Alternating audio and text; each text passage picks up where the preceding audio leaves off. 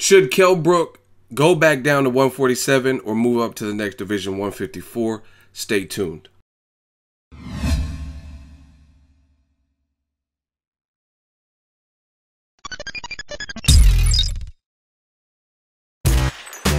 Boxingego here. If you like this video, make sure you hit the like button and also subscribe to the channel and hit the bell icon on the top of your screen to get notified when the latest new content drops. 1. What up, Fight World? It's your boy Ego, and I'm back with some more boxing. Make sure you smash the like button, subscribe to the channel if you're new, hit the bell icon for all the notifications, notification gang. Now, everybody's talking about this fight. Kell Brook, Errol Spence Jr. It was kind of a passing of the torch. The younger welterweight rising star became a star by beating former IBF champion Kell Brook. Now, I seen there was an interview with Johnny Nelson, shout out to him, and he was saying basically Kell Brook should stay away from 147, just go on up to 154. He'd be mad to come back down to welterweight because he faded in the stretch in the second half versus Errol Spence. He was getting pushed back and manhandled.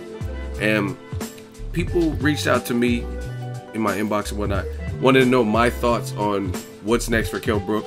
People reached out on the Monday Mail Day. I tried to answer it, but the Monday Mail Days, they're lengthier, so in case you didn't get a chance to watch it, I just want to do this video and give my updated thoughts, or just condensed thoughts focusing solely on this topic. Now, I told you guys before, I'm no hater, and I would never say what another grown man can or can't do. I can only give my predictions, my observations, and my insight. So I told you guys, I love a good underdog story. I want to see Kell Brook. I like Kell Brook. I would like to see him bounce back strong. But me being a realist, I know it's going to be tough. I really feel it's going to be tough. You know what I mean? Like I said, I can't tell you what a man can or can't do. You know what I mean? Because I've been counted out in certain regards. People back when my channel had, let's say, 1,000 subscribers, they said, ha ha, that's why you only got 1,000 subscribers, right? Now we're at 80,000. People accuse me of buying subscribers, buying views, and saying I'm doing too much with my titles to get views. Like, duh. That's what it's about. You're supposed to generate interest in traffic. So, you know what I'm saying? First it was he doesn't get enough views, and then they accuse me of buying views or buying subscribers. Like, that makes no sense. If you really listen to what buying subscribers, like, if you think about that, that's stupid. It's idiotic, because why would you invest money just to fake the funk so your number looks good? But at the end of the day, that doesn't put no money in my bank account. And if anything, that debits money on my bank account, because you have to pay for whatever service to buy the subscribers or whatever. So, I mean, all that type of stuff, it doesn't make sense. And I'm not really about putting up fronts and facades or whatever. So whatever my number shows, that's what it is. But I don't know. I just think it's an uphill battle for Kell Brook, because to me, the significant damage has been done, both psychologically and literally in terms of physicality, because his eye took a beating in his last 2 fights. On top of that, he got stopped in his last 2 fights. On top of that, to add insult to injury, on top of the injuries, which is very, very horrific for any fighter to get, or any pro athlete, really.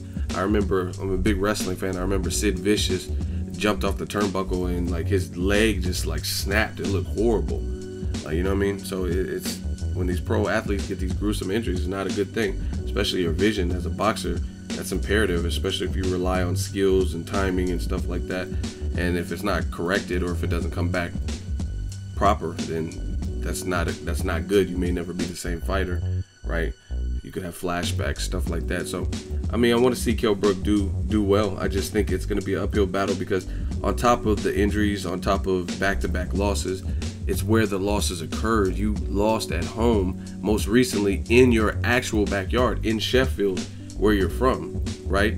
So, like, I'm from California, right? So it'd be one thing if I was a fighter and I lost in LA, but to lose in the Bay and lose at home, especially if I was talking shit about my opponent and saying he was Jeff Lacey and stuff, that's worse, because you were doing good, and it's the manner you lost. You know what I mean? You had to retire and, like, you know what I mean, do the Tim Tebow and take a knee and couldn't continue type of stuff. So you kind of got beaten to submission, and the Golovkin fight was against a bigger, strong puncher and stuff. So we'll see. We'll see how Kell Brook bounces back. As far as the weight, that's another issue for me, because even if he like, let's say 147 is too hard to make, there's 147 through 160 is now pretty stacked.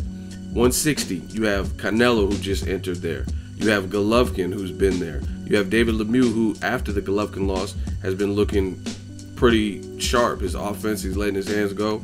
You have Danny Jacobs, who just gave Golovkin hell and went the distance and broke Golovkin's knockout streak, right? You have Jermall Charlo, who is coming off a sensational knockout over his #1 mandatory, Julian J. Rock Williams. That's just at 160 now. You know what I mean? For a while, when it was just kind of Golovkin, it was Golovkin or bust. But now there's some intriguing fights. You know what I mean? Danny Jacobs pushed you to the brink. Jermall Charlo has some of the ingredients that's giving Golovkin problems. Canelo's there. You know what I mean? Golovkin's a good fighter himself. 154. Erislandy Lara, a champion with several title defenses, a straight left from hell.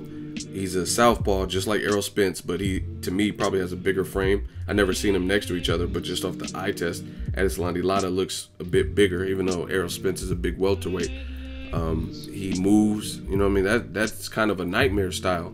Somebody who's going to be evasive, but can pot shot you at will, especially with that straight left, and you just receive damage to your left eye and previously to your right eye, if I'm not mistaken. You have Jermall's brother, Jermell, who just knocked out Charles Hatley, who didn't look that big for the division, but was his #1 mandatory. Knocked him out brutally. He's put on muscle. He switched his training situation, and he feels good. He's sparring with Errol Spence Jr. And I talked to Charlo at his last fight, and he says, man, we went to war, and like me and Errol helped each other, iron sharpens iron, and we pushed each other. So now, you know what I mean, if Errol beat you, I'm not saying that automatically means someone he sparred with beat you, but that someone he sparred with is a good fighter and a WBC champion, and he's powerful too, just like Errol.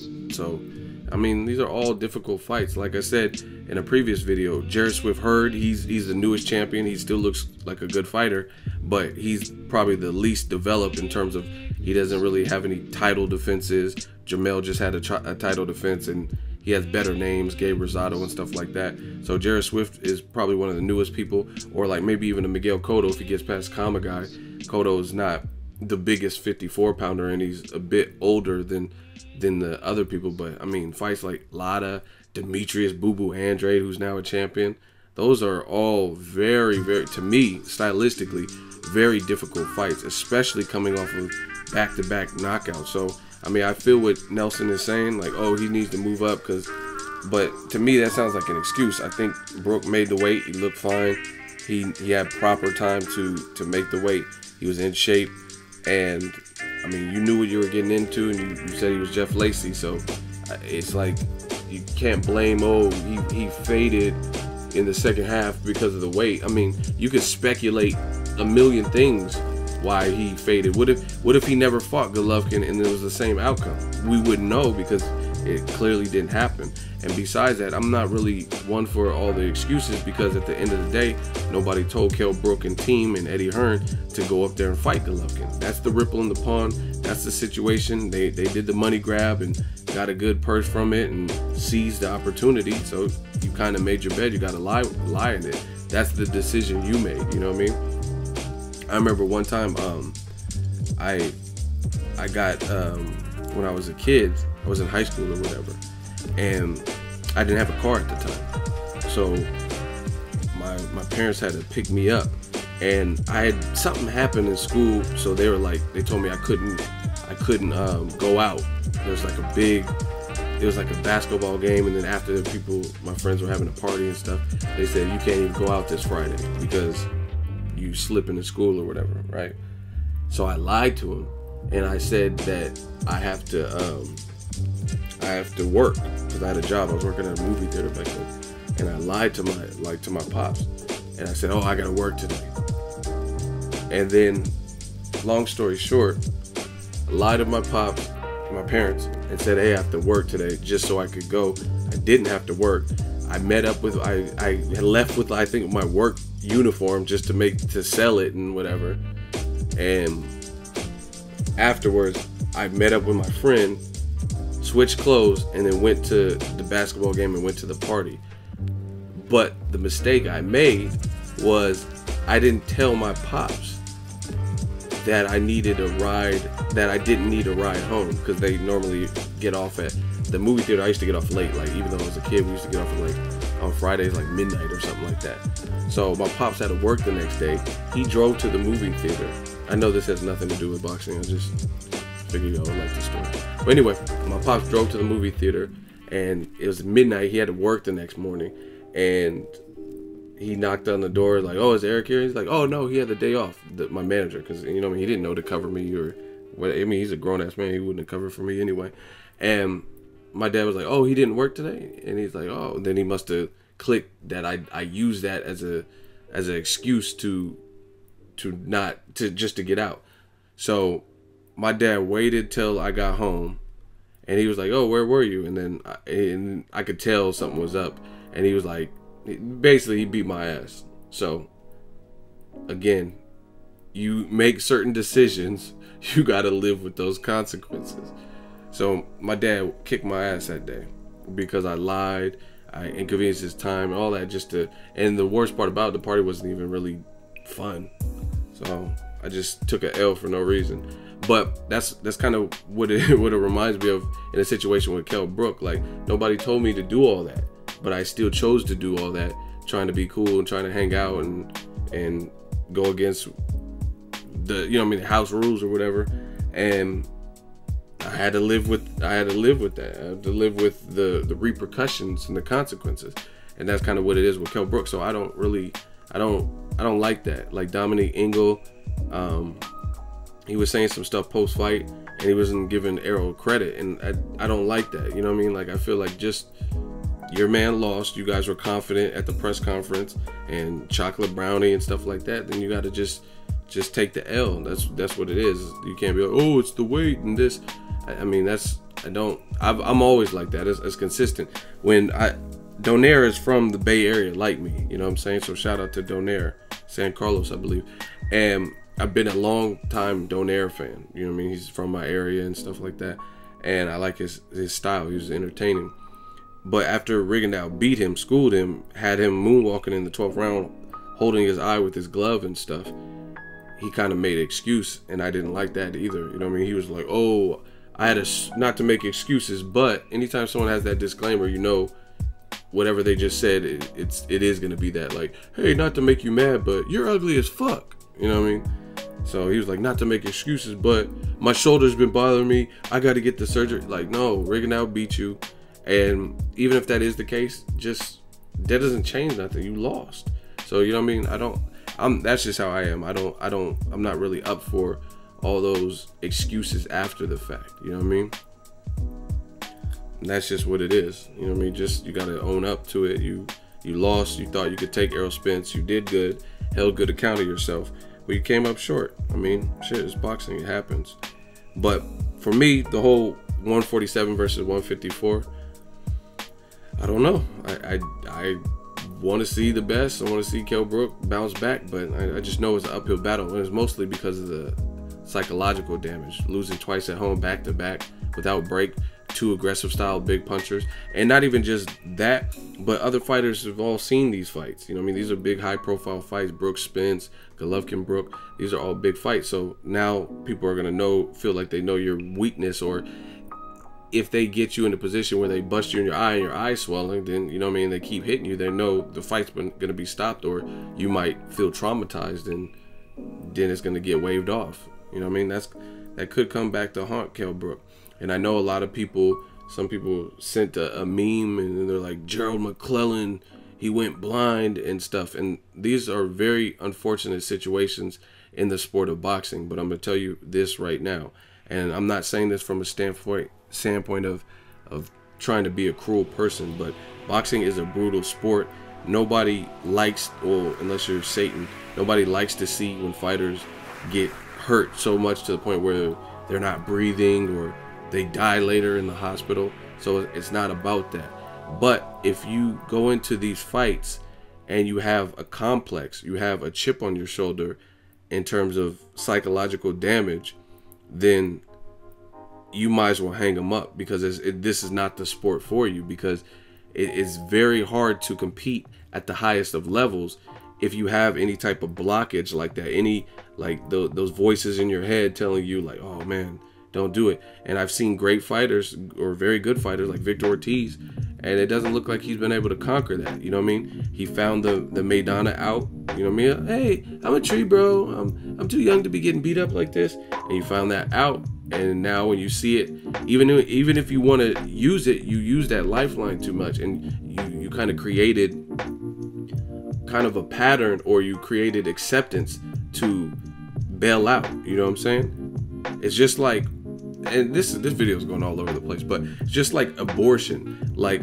I'm not even trying to get into like a political spiel, but some people, when it comes to abortion, whether you're pro it or against it, some people who've had abortions, they abuse the system, like, because they've already used that out. And I'm not saying everybody, but there's been cases and on the news and just different people in life and stuff where they have one abortion, they go through the process, and they get pregnant 4 years later, and then they have another one, and then they do it again later that year. You know what I mean? And they end up abusing the you know what I mean, like the procedure or whatever. Every time they get pregnant, like, instead of just getting on birth control, right? Instead of having protected sex or whatever, and making sure you don't get an IUD or something, they end up using an abortion as kind of a birth control pill. You know what I mean? And I don't think that's what it's set up for. So sometimes when people have that in their brain to quit, or they can abuse it, because like, I've already lost, I've already quit before, you know what I mean? So it's like,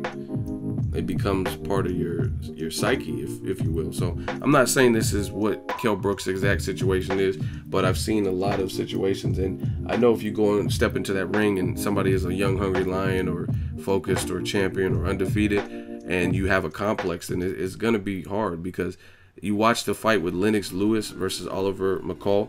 McCall beat Lennox Lewis, but in the rematch, he literally had a mental breakdown and started crying. See, some of you guys don't know shit about boxing, so you don't know that. You don't even know who Oliver McCall is.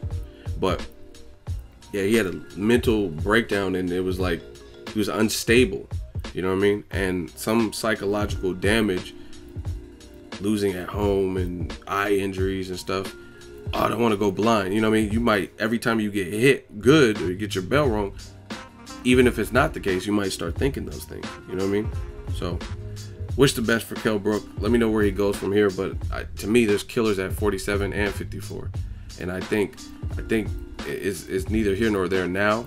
But like I said, last year, before he fought Golovkin, this daring to be great stuff is dumb when you haven't cleaned out your division.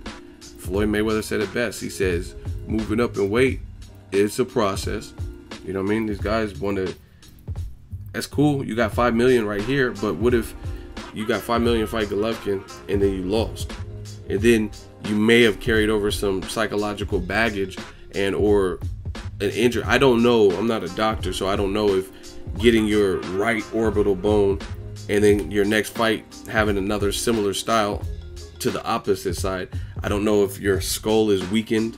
You know what I mean? So you're just more, because I never seen a situation where in 2 separate back-to-back fights, someone had the same exact injury with their eye on separate sides. You know what I mean? So I don't know. There might be some kind of correlation where Golovkin weakened the skull, or that fracture, even with the metal plate, maybe it just makes your whole skull weaken. And so if you have too much pressure on the opposite side, it's easier to fracture. I don't know. I'm not a doctor, but all I know is, like I said, it's an uphill battle because there's killers at 47 and 54. And if you didn't dare to be great and fight Golovkin, then there's a chance you still lose to Errol Spence Jr. Let's say you fought Jesse Vargas, beat him, and you still lost to Errol Spence Jr. That wouldn't be that bad, but maybe you beat him. I don't know. You know what I mean? We never know, because that's not the chain of events. Or let's say you went on to fight Keith Thurman. That would have been a big money fight. So these fighters have to be smart, because the money's great. Everyone wants the money, but what if you never get a great size payday again because you're not the same fighter? You know what I'm saying? So that one time money, that's cool to take the 5 million up front, but if it created a long lasting effect that ruins your career, then it really wasn't worth it.